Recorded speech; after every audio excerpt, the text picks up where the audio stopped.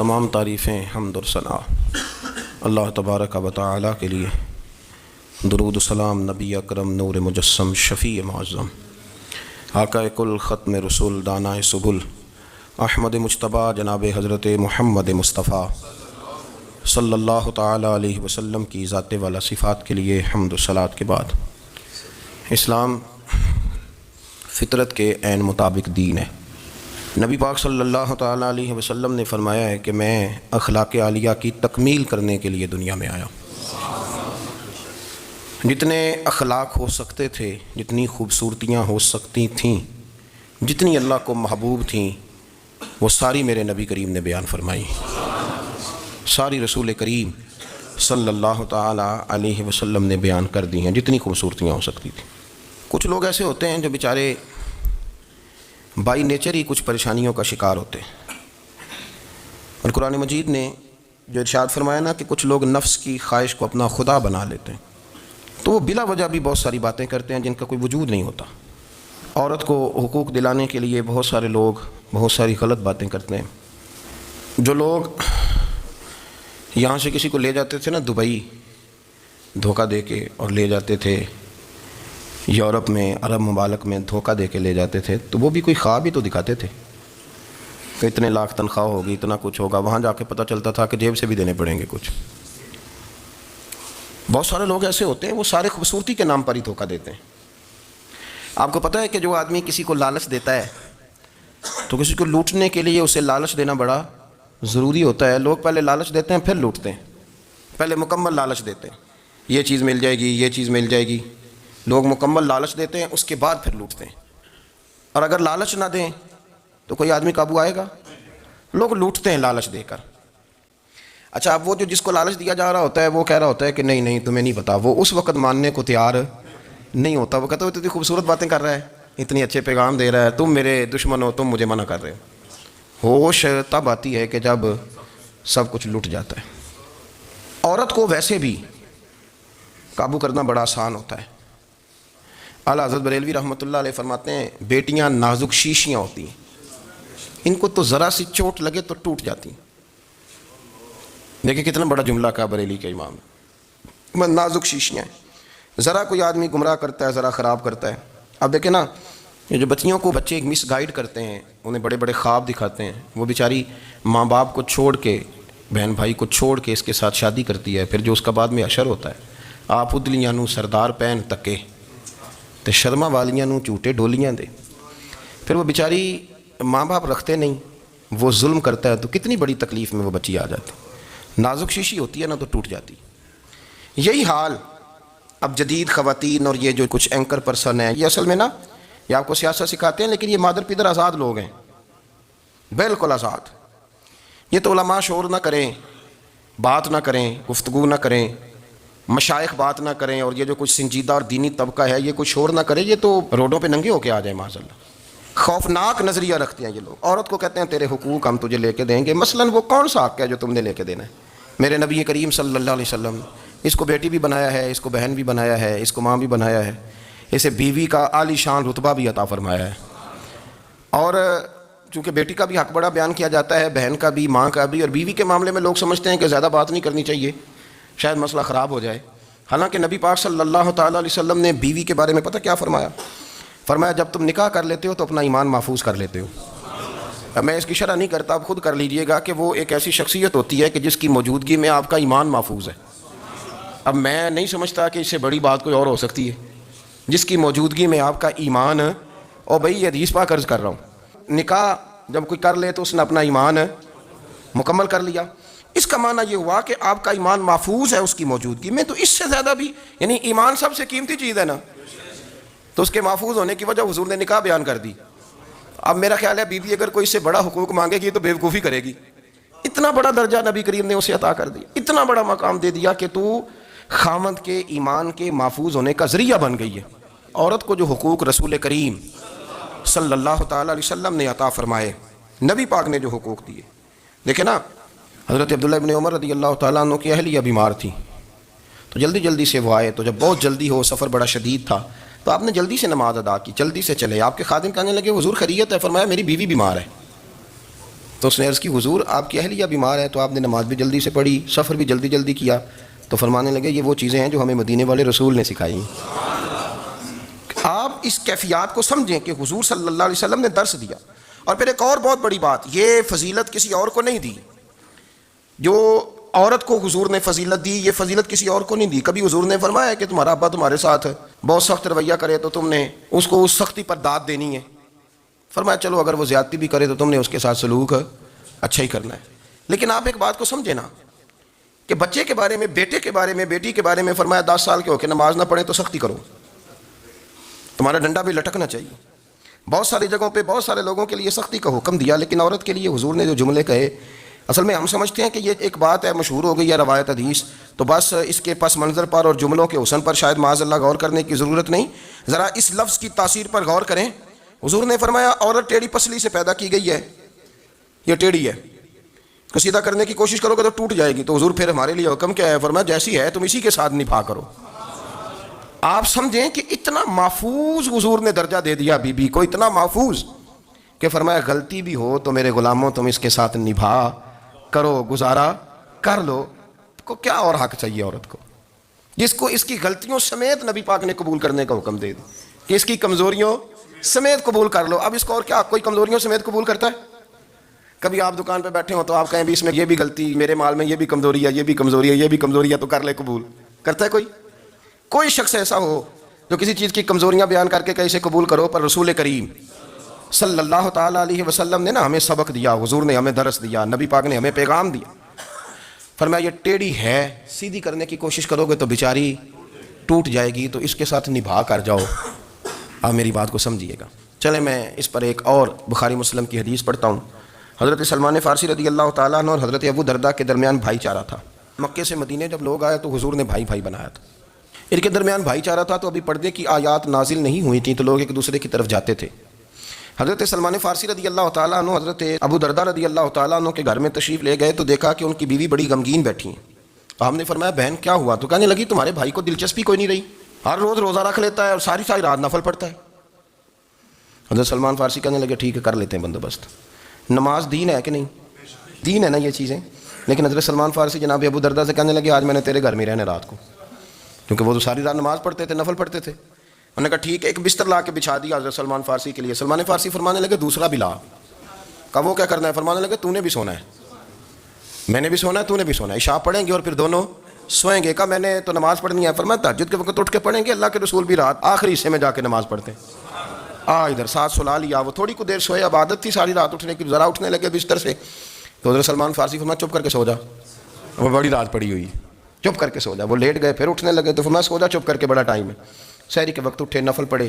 ان کا ارادہ تھا روزہ رکھنے کا، تو فرمانے لگے کل رکھا تھا نا نفلی روزہ؟ جی رکھا تھا. پرسوں بھی رکھا تھا، ترسوں بھی رکھا تھا. فرمایا آج نہیں رکھنا، آج میں تیرا مہمان ہوں، سارا دن کٹھے مل کے روٹیاں کھائیں گے، آج نہیں روزہ رکھنا. سلا دیا.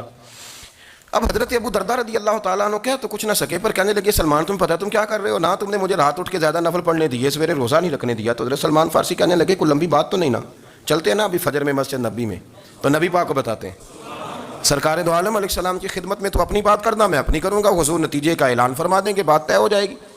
حاضر خدمت ہوئے، عرض کی یا رسول اللہ صلی اللہ تعالیٰ علیہ وسلم یہ ساری رات نفل پڑھتے ہیں، ہر روز روزہ رکھتے ہیں، ان کی اہلیہ غمگین بیٹھی ہیں، حکم فرمائیں.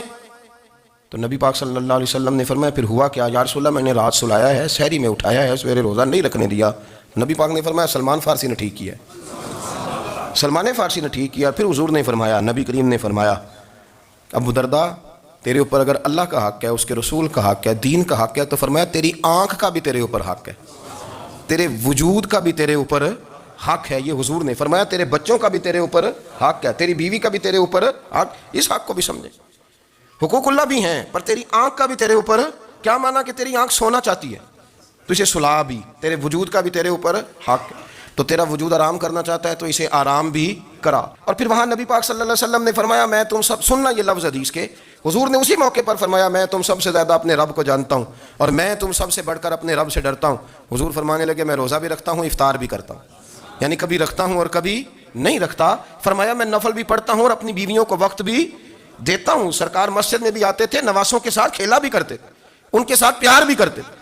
تو اتنے بڑے حقوق حضور نے بیان فرمائے عورتوں کے. کہ تمہاری بیوی کا بھی تمہارے اوپر.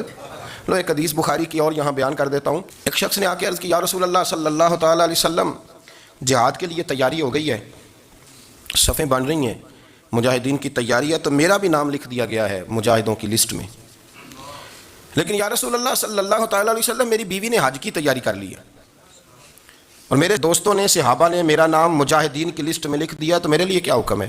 یہ بخاری مسلم ہے.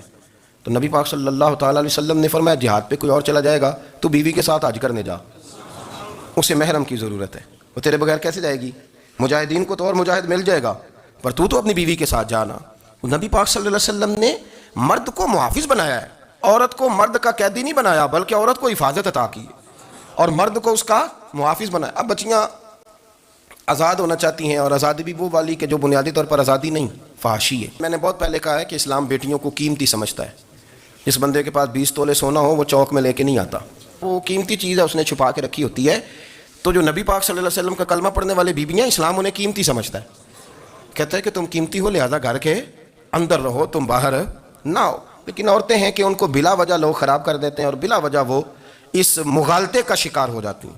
اب آگے بڑھتے ہیں. قرآن مجید نے سورہ نور کی آیت نمبر 30 میں کہا کہ کل للمؤمنین یغضوا من ابصارہم, فرمایا کہ اے محبوب علیہ السلام مومن مردوں سے کہہ دو کہ اپنی نظریں جھکا کے رکھیں, اپنی نظریں. اور اگلی آیت میں فرمایا وَقُلْ لِلْمُؤْمِنَاتِ يَغْضُضْنَ مِنْ أَبْصَارِهِنَّ, فرمایا کہ اے محبوب مومن عورتوں سے بھی کہہ دو کہ اپنی نظریں جھکا. مرد بھی اپنی نظر جھکا کے رکھے گا عورت کی طرف, لیکن یہ ساری پابندی صرف مرد پر نہیں, عورت بھی غیر محرم کا چہرہ نہیں دیکھے گی, اس پر بھی اسی طرح نظر جھکانے کا حکم ہے جس طرح کہ وہ ہر دکاندار کو بھائی جان کہہ کے گفتگو کرنے کی اس کو بھی اجازت نہیں ہے کہ وہ سمجھے کہ وہ بندی تو مرد نے کرنی تھی, میں نے تھوڑی کرنی تھی. وہ جس کے پاس جائے, جہاں بھی جائے, ڈاکٹر کے پاس جائے, باہر جائے, تو وہ جس طرح مرضی اس کا دل چاہے وہ بات چیت کرے, اس کی عورت کو بھی اجازت اسلام نہیں دیتا. بنیادی طور پہ اسلام شرم و حیا کا دین ہے, حیا کی بات کرتا ہے. حیا کی جب ہم تعریف کرتے ہیں تو حیا کی تعریف یہ ہے کہ کوئی کبھی چیز دیکھ کے نا تو آپ کی طبیعت میں کراہت محسوس ہو, آپ کوئی غلط جملہ منہ سے نکالتے ہوئے ذرا جھجکیں, آپ کوئی غلط بات کرتے ہوئے تھوڑا بوجھ محسوس کریں. ہمارے ہاں تیزی سے فروغ پایا ہے بے حیائی میں. سنگیوں کی محفلیں, یاروں کی محفلیں, اس میں غلیظ گفتگو ہوتی ہے, الا ماشاء. ان دوستوں کو بڑی پاک صاف گفتگو کرنی چاہیے. دوستی کا رشتہ بڑا مقدس رشتہ ہے, جو یہاں ایک دوسرے سے پیار کریں گے جنت میں بھی اکٹھے داخل کیے جائیں گے. شرط یہ ہے کہ پیار اللہ رسول کی رضا کے لیے ہو, لیکن اس کے اندر اگر آپ کی گفتگو کچی ہو, کمزور ہو, فحاشی والی ہو, عریانی والی ہو. ہمارے ہاں تو اب اس کو لوگ فیشن سمجھتے ہیں, اس کو مردانگی کی علامت سمجھتے ہیں کہ وہ جی ساری باتیں جی وہاں ہو گئیں اور جس کا جو جی چاہا اس نے کہا. آپ جب حیا کے دائرے میں ہوتے ہیں تو آپ خود بھی سکون محسوس کرتے ہیں. دیکھیں نا, آپ کو نیند سکون سے کہاں آتی ہے؟ جہاں کمرہ بند ہو, چاروں جانب دیوار ہے, اوپر چھت ہے, خالی دروازہ بھی کھلا ہوا ہو نا, تو جب بندہ سکون لینا چاہتا ہے تو کہتا ہے یار ذرا دروازہ ذرا بند کر دو. وہ اچھی طرح اپنے آپ کو چھپا لیتا ہے نا حیا کے پردے میں, تو اللہ اسے سکون عطا کرتا ہے. اور جو اس سے بھی زیادہ ٹھنڈی نیند میں جانا چاہتا ہے وہ کہتا ہے لائٹ بھی بند کر دو. اب وہ مکمل طور پہ سمجھتا ہے کہ میں چاروں جانب سے چھپ گیا ہوں, اگر میں کھل کے بھی سو جاؤں گا تو میرا چونکہ پردہ قائم ہے تو مجھے کوئی دشواری نہیں ہوگی. آپ جب چھپ جاتے ہیں, جب آپ حیا کے اندر سمٹ جاتے ہیں, جب آپ چادر کے اندر آ جاتے ہیں, تو آپ بہت ساری جگہوں پہ آسانی محسوس کرتے ہیں. تو حیا تو آپ کو سکون دیتی ہے, حیا تو دل کو راحت دیتی ہے. میں بڑی ذمہ داری سے بات عرض کرتا ہوں, قرآن مجید نے نا ایک مقام پہ مذاق کو, ایک مزاح ہوتا ہے خوش طبی, وہ نہیں مذاق اڑانا, قرآن پاک نے نا مذاق کو ایک جگہ پہ جاہلوں کا طریقہ بھی قرار دیا ہے. بنی اسرائیل کے لوگوں سے حضرت موسیٰ نے کہا کہ گائے ذبح کرو اور ایک ٹکڑا مقتول کو مارو, زندہ ہو کے خود بتا دے گا مجھے کس بندے نے قتل کیا. تو کہنے لگے آپ ہمارے ساتھ مذاق کر رہے ہیں. تو قرآن مجید کہتا ہے کہ حضرت سیدنا موسیٰ علیہ السلام فرمانے لگے اعوذ باللہ ان اکون من الجاہلین, فرمانے لگے میں اللہ کی پناہ مانگتا ہوں کہ میں جاہلوں میں سے ہو جاؤں. یہ مذاق کرنا تو جاہلوں کا طریقہ ہے. اگر آپ کی زبان سے بے حیائی کا جملہ نکل گیا, اگر آپ کی زبان سے بے حیائی کا جملہ نکل گیا, آپ نے کہہ دیا کہ ہم آزاد لوگ ہیں, جو مرضی کریں گے, جو مرضی کہیں گے, جو ہمارا دل میں آئے گا کریں گے, تو پھر تو لوگ آپ کا وہ حشر کریں گے کہ آپ سے برداشت ہی نہیں ہوگا. جس کا لوگ مذاق بنا لیتے ہیں اور جو مذاق بن جاتا ہے پھر اسے کوئی جینے دیتا ہے. آپ حیا کی چادر میں چھپیں گے تو بچیں گے. اگر آپ نے اپنا مذاق بنوا لیا یہ کہہ کے کہ میں نے مرضی کرنی ہے, پھر یاد رکھنا چھپنے کو جگہ نہیں ملے گی, پھر تکلیف میں آ جائیں گے, پھر بہت بڑی اذیت کا شکار ہو جائیں. شرم و حیا, عرب کے اندر جو کنواری لڑکیاں تھیں ان میں بڑی حیا ہوتی تھی. چند لوگ ہیں جو کہتے ہیں ہم ہائی کلاس ہو گئے, ہمیں نہیں پتا کہ وہ روشن خیال ہو گئے ہیں کہ روغن خیال ہو گئے, پتہ نہیں کدھر چلے گئے. ورنہ ہماری بیٹیاں آج بھی جب ان سے ان کا باپ ان کی ماں بات کرتی ہے تیری شادی کی, تو وہ تو شرم کے ساتھ پچھلے سے پچھلے کمرے میں چھپتی ہیں. یہ اللہ نے فضل کیا ہوا ہے اس ملت پر. تو عرب کی لڑکی بڑی حیا والی ہوتی تھی, اس سے کوئی بات کرنی پڑتی تھی تو 20 دفعہ بات کی جاتی, پھر بھی وہ عورت چھپتی پھرتی تھی. حضرت عائشہ صدیقہ رضی اللہ تعالیٰ عنہ فرمانے لگیں میرے نبی پاک صلی اللہ علیہ وسلم عرب کی کواری لڑکیوں سے بھی زیادہ حیا کرنے والے. قاضی اعجاز مالکی نے, شیخ عبدالحق محدث دہلوی نے, دیگر بزرگ جو سیرت نگار گزرے انہوں نے لکھا ہے کہ نبی پاک صلی اللہ علیہ وسلم کے اندر 100 مردوں سے زیادہ طاقت تھی. 100 مردوں سے زیادہ طاقت. اب جو بات کہنے لگا ہوں, جو نتیجہ دینے لگا ہوں, اس پر خاص توجہ آپ فرمائیں گے. ذرا فکری طور پر, نظریاتی طور پر ایک چیز کو سمجھیے. ہم سمجھتے ہیں کہ جوان لڑکا ہے جی جو مرضی کرے, عمر ہے جی. آپ ذرا بات پر غور کیجئے گا کہ حضور صلی اللہ علیہ وسلم میں طاقت 100 مردوں سے زیادہ ہے اور حیا کواری لڑکیوں سے بھی زیادہ ہے. ذرا اس بات کا تقابلی جائزہ کیجئے گا کہ طاقت 100 مرد سے زیادہ ہے لیکن حیا کواری لڑکی سے بھی زیادہ ہے. اس کا معنی یہ ہوا کہ جس ٹہنی کو پھل زیادہ لگ جاتے ہیں وہ جھکا کرتی. تو حیا تو حسن ہے, حیا تو آپ کو پاک صاف کرے گا, حیا تو آپ کو نرالا کرے گا, انوکھا کرے گا. وہ ہمارے ایک دانشور ہے, تو مضمون لکھا, کئی باتیں بڑی پسند آتی ہیں. وہ کہتے ہیں کہ میری اہلیہ, ان کو بھی کسی نے مس گائیڈ کر دیا تھا, حالانکہ اچھی خاتون ہے, کسی نے مس گائیڈ کر دیا.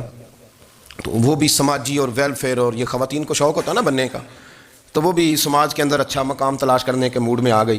تو کہیں ایک دن جانا تھا تو بڑی بن سنور کے میرے ساتھ وہ گاڑی میں بیٹھ گئی. تو میں گاڑی میں, عورتوں کو یہ بھی مسئلہ ہوتا ہے نا کہ ہماری تعریف کرو, تو کئی دفعہ بعد مردوں بیچاروں کو جھوٹ بولنا پڑتا ہے, تو زبردستی کراتی ہے نا جی. تو اس میں گنجائش بھی دی ہے شریعت نے گنجائش دی ہے کہ کبھی بیوی کو راضی کرنے کے لیے خلاف واقعہ بات کرنی پڑے تو کر لینی چاہیے. تو وہ کراتی بھی ہیں. 3 موقع پر خلاف واقعہ بات کرنے کی اجازت ہے. واقعے کے خلاف بھی آپ بات کر سکتے ہیں. جنگ کے موقع پر 2 لوگوں کو صلح کرانے کے لیے اور بیوی کو راضی کرنے کے لیے کر لیں کوئی ایسی بات, بے شک اپنی طبیعت پہ جبر کر کے کر لیں, گنجائش ہے, اجازت ہے. تو وہ کہتے ہیں جب وہ گاڑی میں میرے ساتھ بیٹھی بن سنور کے, تو وہ تقاضا کرنے لگی کہ میں نے بڑے اچھے کپڑے پہنے ہیں پر آپ نے توجہ نہیں کرائی. تو سیاںا بندہ تھا, وہ چاہ رہا تھا کہ میری خاتون سمجھ جائیں. وہ کہتے ہیں مجھے پتہ تھا کہ بیچاری مس گائیڈ ہو گئی ہے, دل کی بڑی اچھی ہے, سیاਣੀ ہے, لیکن اس کو کچھ خواتین نے, کچھ لوگوں نے مل کے اس کو ذہن غلط کر دیا ہے کہ سماج میں نکلو, باہر جاؤ, کام کرو, فلاں کرو, اپنی مرضی سے جیو. تو میرے ساتھ گاڑی میں بیٹھی کہیں جانے کے لیے, تو مجھ سے کہنے لگی کہ آپ نے میری طرف توجہ ہی نہیں کی, آپ نے کوئی ذکر ہی نہیں کیا کہ میں کیسی لگ رہی ہوں. تو کہتے ہیں میں نے اسے کہا کہ اگر تو ناراض نہ ہو تو پھر میں صحیح والی تعریف کر دوں. تو اس نے کہا کہ آپ کر دیں. تو کہتے ہیں میں نے درد سے اور خلوص سے اپنی بیوی سے کہا, خلوص کے ساتھ میں نے کہا میں تو روز گھر ہوتا ہوں, روز شام کو گھر ہوتا ہوں, اگر تو میرے لیے تیار ہوتی تو میں تیری تعریف کرتا, لیکن آج تو باہر جانے کے لیے تیار ہوئی, تو پھر ان سے تعریف کی امید رکھ جن کے لیے تو نے تیاری کی ہے. میرے لیے تیاری کرتی تو میں تو ہر شام تیرے پاس ہوتا ہوں. کہتے ہیں وہ میرے لفظوں میں درد تھا تو وہ بھی رو پڑی. کہنے لگی آپ گاڑی روک دیں, مجھے باہر جا کے کسی کو راضی نہیں کرنا, میں نے اسے راضی کرنا ہے جس کو رب کریم نے میرا شوہر بنایا اور میرے لیے منتخب کیا ہے, میرے ماں باپ کو. میں واپس لوٹتی ہوں. یہ ایک پہلو ہے سلگتا ہوا, اس کو سمجھا جائے. رسول کریم صلی اللہ علیہ وسلم عرب کی کواری لڑکیوں سے زیادہ حیا والے تھے, کواری لڑکیوں سے زیادہ حضور حیا فرمایا کرتے تھے. جب خانہ کعبہ کی مکہ شریف میں تعمیر ہو رہی تھی نا, اہل عرب اس کو تعمیر کر رہے تھے, تو نبی پاک صلی اللہ علیہ وسلم اپنے چچا حضرت عباس کے ساتھ خانہ کعبہ کی تعریف میں مصروف تھے. تو عرب کے لوگ چونکہ لمبا کرتا پہنتے تھے پیروں تک, تو نیچے اگر کسی وقت کوئی چیز نہیں بھی ہوتی تھی تو کسی کو وہ نظر نہیں آتی تھی, چونکہ پردہ رہتا تھا, لمبا کرتا پہنا ہوا ہوتا تھا. تو جب بچے, سرکار کی عمر مبارک بھی ابھی تھوڑی تھی, تو اس طرح بچے جب نکلتے تو وہ کئی دفعہ اپنی تہمت اتار دیتے نیچے سے, اور کوئی مزدوری کرنے لگتے تو 3-4 طے کر کے تہمت کی کندھے پہ رکھ لیتے, جس طرح کبھی دیہاتوں میں لوگ کپڑا سر پہ رکھتے تھے کہ اوپر اگر کوئی وزنی چیز رکھیں گے تو وہ تکلیف نہیں دے گی. نبی پاک صلی اللہ علیہ وسلم بھی سب لوگوں کے ساتھ خانہ کعبہ کی تعمیر میں شامل تھے. تو حضرت عباس رضی اللہ تعالیٰ عنہ نے کہا حضور سے, ابھی اللہ نے نبوت بھی نہیں فرمایا تھا, بھتیجے آپ بھی تہمت اتاریے, یہ صحیح مسلم میں حدیث موجود, اور اس کو کندھے پہ رکھ لیجیے, آپ اینٹیں اٹھا کے لا رہے ہیں تو ذرا آپ کو تکلیف نہیں ہوگی. تو سرکار دو عالم صلی اللہ علیہ وسلم سے یہ بات کہی, اور پھر جلدی سے حضور کی تہمت کو نکال کے حالانکہ لمبا کرتا پہنا ہوا ہے, تو وہ جیسے ہی ان کے کندھے پہ رکھا اینٹیں رکھنے کے لیے, تو سرکار تو زمین پہ گر گئے, بے ہوش ہو گئے, آنکھیں آسمان کی طرف, اور پھر حضور پکار رہے ہیں آزاری آزاری آزاری, میرا تہمت دے دو, میرا تہمت دے دو. کبھی کوئی شخص اس وجہ سے بھی بے ہوش ہوا ہے کہ میرے وجود سے کپڑا اتر گیا ہے؟ حالانکہ سرکار پر وہ بے ہوشی بھی نبی پاک کا وہ جو غلبہ ہے نا شرم و حیا کا، اس کی وجہ سے ہو، ورنہ تو حضور فرماتے ہیں کہ میری آنکھیں سو جاتی ہیں، دل تو میرا اس عالم میں بھی جاگتا رہتا ہے۔ تو سرکار زمین پہ تشریف لے آئے، آنکھیں میرا تامت دے دو، میرا تامت دے دو، تو جلدی سے انہوں نے تامت دیا تو حضور نے باندھ لیا۔ پھر طبیعت مبارک میں تسلی ہوئی، یعنی ہم اس رسول کے غلام ہیں کہ جن کے تو وجود سے کپڑا اتر جائے تو حضور برداشت نہیں کرتے، قبول نہیں فرماتے، تکلیف شروع ہو جاتی۔ لیکن یہاں نوجوان ہیں اور بڑا قد کاٹ ہے اور بڑے بڑے سمجھدار لوگ ہیں، گرمی آتی ہیں تو شارٹ کپڑے پہن کے گھومتے ہیں، ان کو خیال نہیں کہ یہ وہ والا لباس ہے جو باہر تو کیا گھر میں اماں کے سامنے نہیں پہننا چاہیے، بہنوں اور بیٹیوں کے سامنے نہیں پہننا چاہیے۔ آپ کی گفتگو میں شرم و حیا ہو، آپ کے لب و لہجے کے اندر حسن ہو۔ آپ کو پتہ ہے نبی پاک صلی اللہ علیہ وسلم نے فرمایا میری امت میں سب سے زیادہ حیا کرنے والے عثمان غنی ہیں، عثمان غنی سب سے زیادہ حیا کرنے والے۔ آپ فرمایا کرتے تھے جب سے حضور کا چہرہ دیکھا ہے میں نے کبھی اپنی شرمگاہ بھی نہیں دیکھی، میں نے آنکھوں کا وضو نہیں توڑا، اور جب سے حضور کے دست مبارک میں نے بیعت کے لیے سیدھا ہاتھ بڑھایا تو پھر سیدھا ہاتھ میں نے کبھی گندگی کو نہیں لگایا۔ حیا، آپ باتھ روم کے اندر بھی غسل فرماتے تھے تو کپڑوں سمیت کرتے تھے۔ کسی نے کہا حضرت جی واش روم کے اندر کیوں نہیں کپڑے اتارتے؟ آپ فرمانے لگے باہر بندوں سے حیا کرتا ہوں، اندر جاتا ہوں تو رب سے حیا نہیں شروع ہو جاتا، وہ تو دیکھ رہا ہے نا۔ تو میں جو بات آپ کی خدمت میں عرض کرنا چاہتا ہوں اس کو آپ سمجھیے گا میرے عزیز، کہ شرم والا مزاج، گفتگو بھی شرم والی، آنکھیں بھی شرم والی، لباس بھی شرم والا، دوستی یاری بھی شرم والی، بہت ساری ایسی باتیں دیکھیں نا۔ آپ ذرا، میں نے کہا کہ باتوں کو سن کے گزر نہ جایا کریں، اس کی گہرائی پر غور کریں۔ حضور علم کا سمندر ہے، سرکار سے زیادہ علم دنیا میں کسی کے پاس موجود نہیں ہے، اور صحابہ کو موقع ملا ہوا ہے اس سمندر سے فیض لینے کا، لیکن ان کی حالت یہ ہے کہ حضرت علی المرتضیٰ فرماتے ہیں 14 دن گزر جاتے، حضور سے کوئی سوال پوچھنا ہوتا تھا پر میں شرم کے مارے نہیں پوچھ پاتا تھا۔ 14 دن بخاری شریف میں موجود ہے۔ ایک دن نبی پاک صلی اللہ علیہ وسلم نے پوچھا صحابہ سے کہ وہ کون سا درخت ہے جس کے پتے نہیں گرتے، اور وہ درخت اس طرح ہے جس طرح مومن ہوتا ہے، وہ درخت میرے مومن کی طرح بتاؤ۔ حضرت عبداللہ ابن عمر فرماتے مجھے پتا تھا کہ وہ کھجور کا درخت ہے، لیکن چونکہ ابو بکر صدیق بھی بیٹھے ہیں، عمر فاروق بھی بیٹھے ہیں، مولا علی بھی بیٹھے ہیں، عثمان غنی بھی بیٹھے ہیں، اتنے جید لوگ بیٹھے ہیں، تو مجھے حیا آتی تھی کہ میں کیوں جواب دوں۔ کہتے ہیں سرکار نے کئی دفعہ پوچھا، لوگوں نے کئی اور درخت بتائے، پر فرمایا تمہارا جواب درست نہیں ہے۔ آپ حیا کے اس پہلو پر غور کریں کہ سوال کا جواب آتا ہے، سوال کا جواب، یعنی مجھے سوال کا جواب آتا اور پھر میں دوں نہ، مجھے بدعزمی نہ ہو جائے گی؟ یہ کیسے ممکن ہے کہ میری رات گزر جائے، مجھے پتا بھی تھا اور میں نے بتایا نہیں؟ بہت سارے لوگ آ کے بہت ساری باتیں بتاتے ہیں، بہت ساری باتیں وہ سمجھاتے ہیں، تو ہم غور سے ان کا چہرہ دیکھنے لگ جاتے ہیں، کہتے ہیں یار اس کا تو دعویٰ تھا کہ میں سمجھنے آتا ہوں، تو یہ تو ہمیں سمجھا رہا ہے، چلو الحمدللہ ہم سمجھنے کو تیار ہیں۔ لیکن میرے عزیز پتہ بھی ہے جواب کا، علم بھی ہے، لیکن فرماتے ہیں میری حیا نے مجھے اجازت نہ دی کہ میں جواب دوں۔ آپ فرماتے ہیں پھر حضور سے صحابہ نے عرض کی کہ یا رسول اللہ آپ ہی بتا دیں وہ درخت کون سا ہے، تو حضور نے فرمایا بھائی وہ کھجور کا درخت ہے۔ تو آپ فرماتے ہیں میں دل ہی دل میں کہہ رہا تھا کہ الحمدللہ میرا جواب درست ہے، حالانکہ میں نے جواب دیا ہی نہیں۔ تو لفظوں میں حیا، جملوں میں حیا، آنکھوں میں حیا، اٹھنے میں حیا، بیٹھنے میں حیا، چلنے میں حیا ایک خوبصورت حسن ہے، اور نبی پاک صلی اللہ علیہ وسلم نے فرمایا جب تو بے حیا ہو جائے نا پھر تو آزاد ہے، پھر تو جو مرضی کا، پھر تو جو۔ اس لیے بزرگ جب کسی کو بے حیا کہتے تھے نا، اللہ اکبر، اور جب کسی کو کہتے تھے نا یہ بے حیا ہے تو لوگ سمجھتے تھے کہ ہلکی سی بات کر دی، لیکن ان کا معنی یہ ہوتا تھا کہ بس بھائی اب اس کے ساتھ کوئی کلام کرنے کی ضرورت ہے، اس کو اب اصلاح کی ضرورت نہیں، یہ بے حیا ہے۔ کیا معنی؟ کہ اب یہ جو اس کے دل میں آئے گا وہ کرے گا، جو اس کی طبیعت چاہے گی وہ کرے گا، اب یہ کسی پہلو بھی قابو آنے کو تیار، یہ بے حیا ہو گیا۔ بے حیائی بہت بڑا عیب ہے، اور جو لوگ کہتے ہیں کہ ہمیں بالکل آزادی ہونی چاہیے، ہمارا اپنا جسم ہے تو ہماری اپنی مرضی چلے گی۔ ایک وزیر صاحب ہیں، پتہ نہیں میں ان کو جانتا تو نہیں، انہوں نے سینٹ میں تقریر کی ہے، میں نے ان کی بات سنی ہے، اس نے کہا نہیں بھائی جسم رب کا ہے تو مرضی بھی تو رب کریم کی چلے گی، اور مرضی بھی اللہ کی۔ یہ مجھے تھوڑا سا مسئلہ ہے جسم پر، کبھی کبھی مجھے کثرت سفر سے الرجی ہو جاتی ہے۔ میرے ساتھ لوگ نا دل سے پیار کرتے ہیں، شاید ہی کوئی اچھا ڈاکٹر ہو جس تک میرے سنگی مجھے لے کے نہ گئے ہوں، پر جسم اللہ کا ہے نا، مرضی بھی جب وہ چاہے گا صحت دے گا۔ کیوں کچے کاموں میں لوگ پڑ گئے، کیوں غلط لوگ سوچ میں پڑ جاتے ہیں، یہ اسی کا ہے، اور جب وہ چاہے گا، آپ اس بات کو اچھے طریقے سے سمجھ لیں کہ جو اپنی مرضی چوکوں چوراہوں میں کر رہے ہوتے ہیں نا، جو مرضی گند مند، وہ جانور ہوتے ہیں، وہ جانور ہوتے ہیں جو نہ چونک دیکھتے ہیں نہ گلی دیکھتے ہیں، نہ انہیں پتہ ہوتا ہے کہ جگہ کون سی ہے، وہ انسان۔ میں نے کہہ دیا جو میں نے کہنا تھا، میں نے کہہ دیا، وہ جانور ہوتے ہیں۔ اور جو کچھ انسان ہوتے ہیں نا، ان کے اندر کچھ نہ کچھ پھر شرم حیا بھی ہوتی ہے، وہ چوکوں چوراہوں میں وہ حرکتیں اور وہ کام نہیں کرتے جو جانور کرتے ہیں۔ ان کے لیے بڑے پردے ہوتے ہیں، ان کے لیے بڑی باتیں ہوتی ہے، ان کے لیے بڑا کچھ ہوتا ہے۔ جو بالکل آزاد ہو جائے، کوئی پتہ نہ ہو کس وقت کیا کہنا ہے کیا کرنا ہے، تو پھر وہ دائرہ انسانیت سے خارج ہو جاتا ہے۔ ہم آپ کو کیا دعوت دیں؟ آپ تو وہ باتیں کر رہے ہیں جو اسلام کا انسانیت کے حق میں بھی ٹھیک نہیں، آپ تو وہ والی باتیں کر رہے ہیں جن کا انسانیت بھی تقاضا نہیں کرتی کہ یہ باتیں ہونی چاہیے۔